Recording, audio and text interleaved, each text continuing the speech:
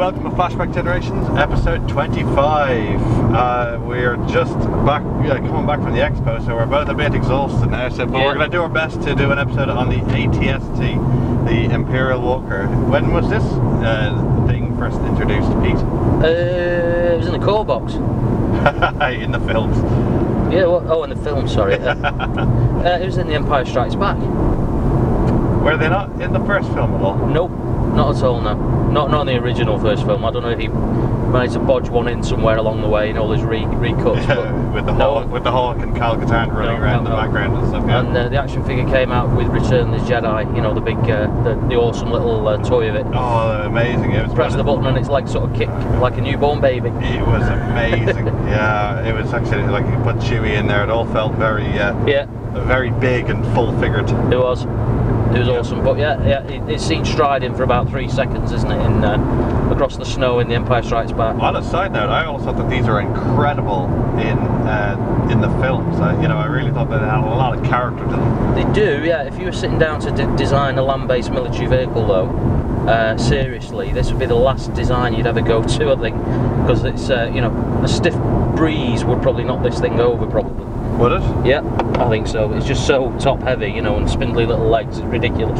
But anyway, it's a pretend vehicle, so it's okay. Yeah, no, they're cool design and just very threatening in the films. But anyway, so yeah, let's go through them. Oh, they're only a red card. Yeah, elite only. No greys. Okay, cool. So you can only ever take 2 of these well, yeah, they should be really, because you know they should be rare enough in a skirmish level game. Yeah. And yeah, you can only have 2. So it's 14 points. It's Imperial only. 14. That's expensive. Very expensive. What do you get for your points? You get. It's got keywords vehicle, obviously, and heavy weapon. Yeah. It's got 15 health.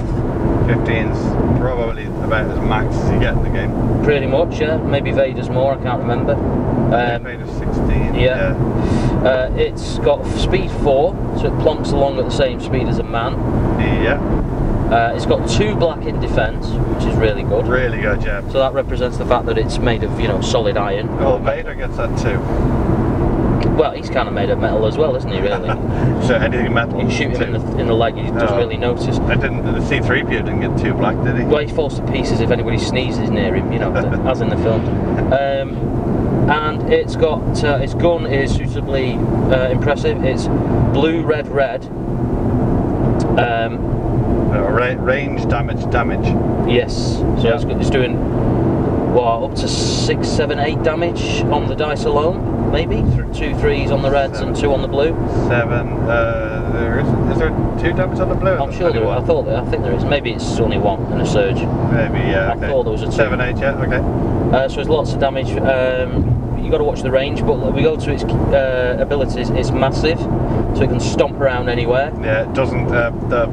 What's it called? The Bantha doesn't suddenly just walk all over it either. That's true, yeah. So, and it also means you can't push it around. Figures do not block line of sight to it, and you know, you can see over other figures, including other massive figures, I think. No, they're not including. Not including massives, right? Yeah, you have to shoot at massive. Okay, all right. And it's got +3 accuracy all the time, which will help with those red dice.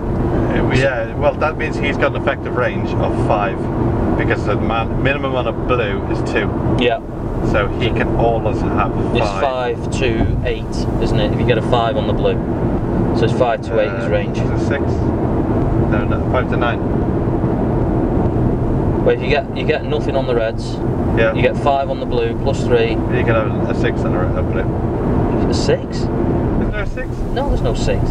Tired. I'm tired, yeah. Yeah. We're doing our best. If there's a 6 on the blue, I've been robbed because I've never rolled one.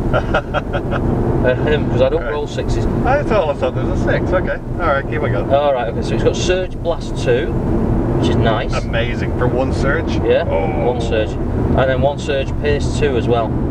Yeah, so this guy's a damage dealer, isn't he, really? Pierce 2 on a surge is so harsh when he does 2 reds as well. Yeah. So, you know, he's going to do a hefty amount of damage. Yeah. He's going to kill any troops, really, you know, like those heavy rebel troopers.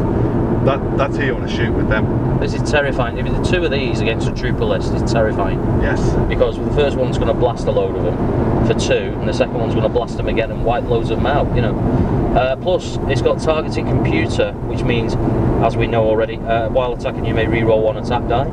So if you're struggling with the range, even if you roll that 1 or 2 on the blue dice and you're not going to make it, you can re-roll the blue dice. You get a 1 damage on one of the red dice. Re-roll your red dice, you might get a 2 or a 3. It's also got awkward, so it's not socially awkward, it's physically awkward. You cannot attack adjacent figures.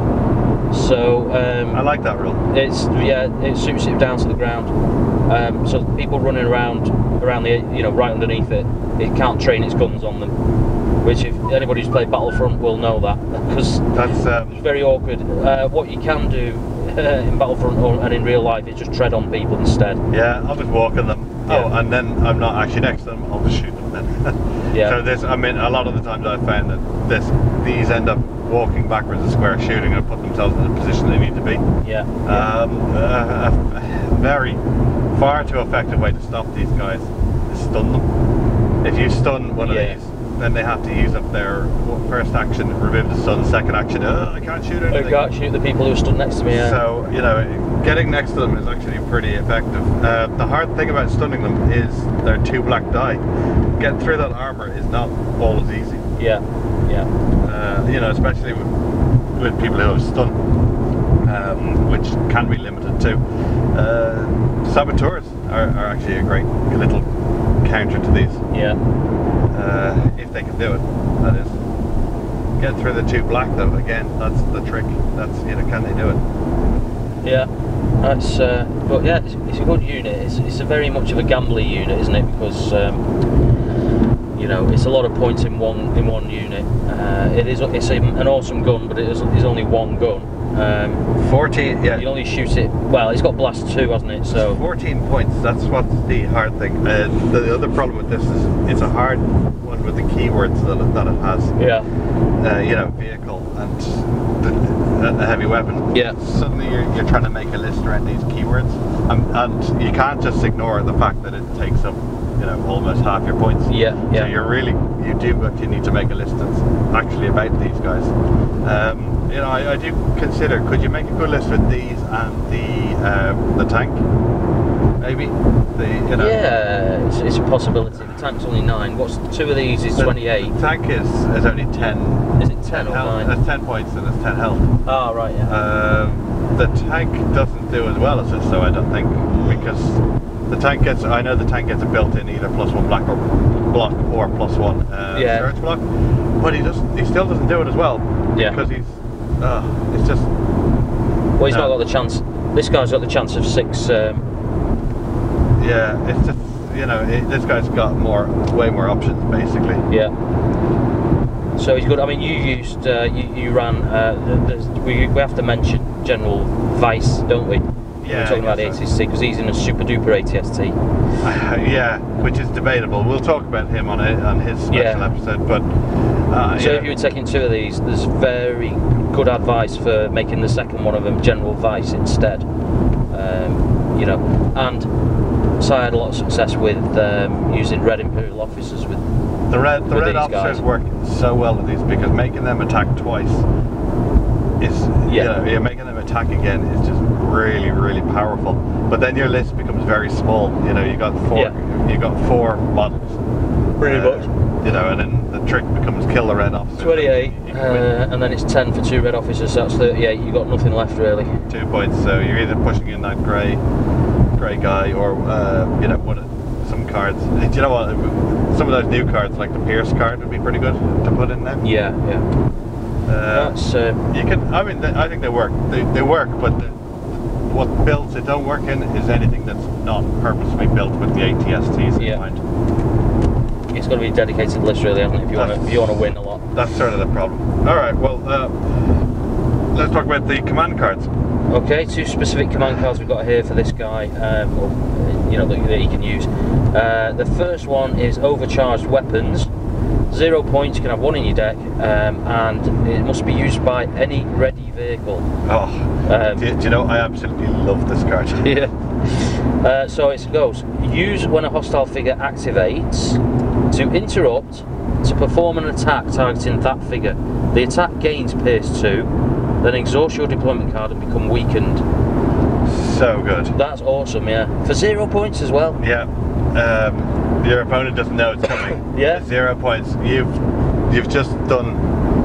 You can smash up people with this. You can, yeah. What really surprises people. Anybody south of 6 life is very likely dead off this, aren't they? Well, the Pierce 2 is even better. Well, you got Surge Pierce 2 and Pierce 2. That's insane. They're not going to be blocking much, are they? Really? The interrupt here. Oh, and also because he's massive, he pretty much will see you no matter who you are or where you are. So it's such a great surprise attack on people. And as we've always said, Weakened is a rubbish card. Whatever. Yeah, I would take it. Or it could leave him slightly more vulnerable, you know, because he's losing Surge a lot. But he's got 2 black dice, so he's not gonna. He's not really rolling. You're not relying on the surge blocks, you know. So the other thing I found with these, he's got this.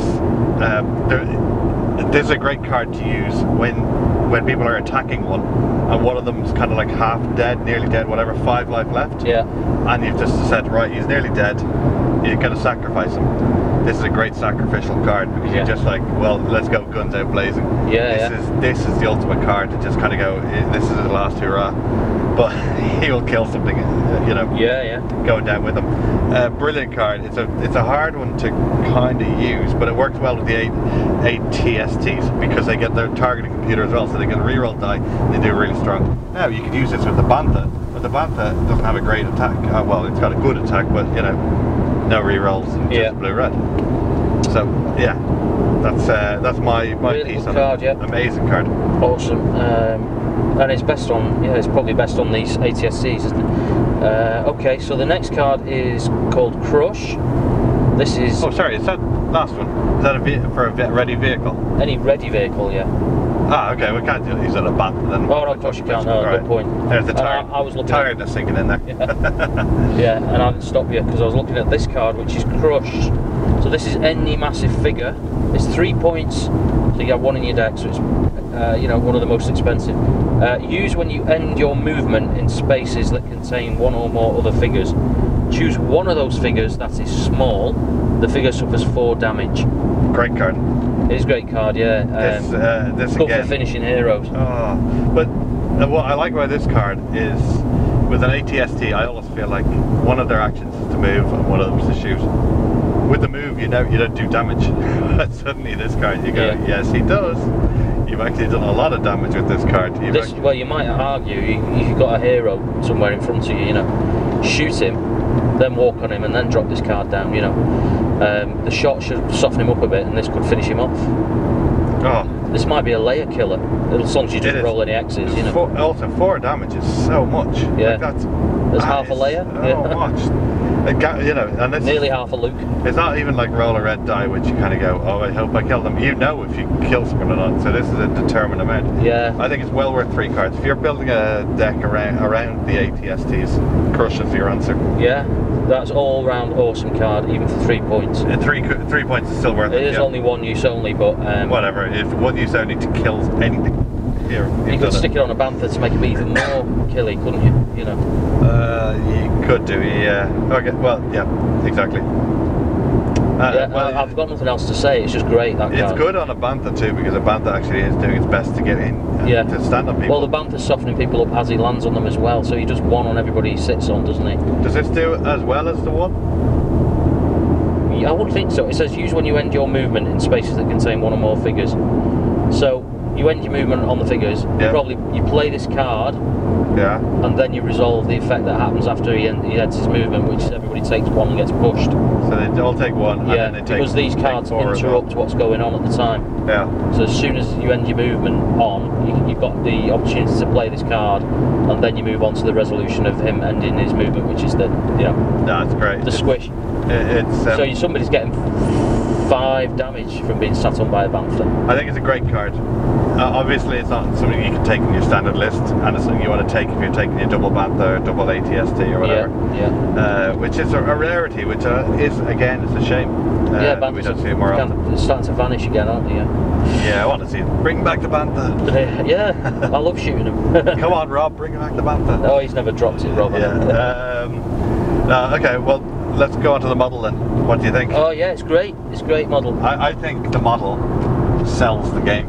Yeah. You know, when people That's are like, probably why it's in there, isn't it? Yeah. I nearly feel like people are like, well, why should I buy Imperial Assault? And when you see what you get with it, like I remember the buzz, you know, when it was about to come out, and the standard picture of the unpainted pieces sat on the map. You know, the ATST. There's a completely unrealistic skirmish battle going on. You know, there's like Luke fighting Boba Fett fighting Imperials. And you're like, what the hell's going on there?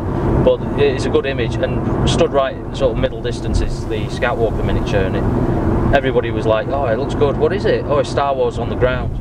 And you get an ATST. There was always that sentence added on. It is, yes. You get an ATST. You get that with it? Yeah, you get that with it. That's fundamentally, I think that model sold it. For me, 10 out of 10. Yeah. That's how good I think it's that model is. a nice little model as well, because the Vice one is the same model with different guns and a different, instead of the closed hatch you get the little man poking out. I don't like the Vice one nearly as much. 2 reasons. He's out of scale.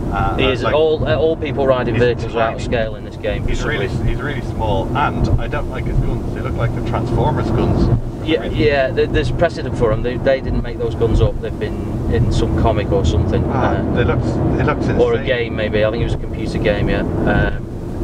But what you can do is you can they're built to be magnetised. So the guns, there's like a circular peg that they fit on, and with a bit of chopping and putting small round magnets in, you can magnetise them up and swap them around and do all sorts of stuff like that. You can also pose them.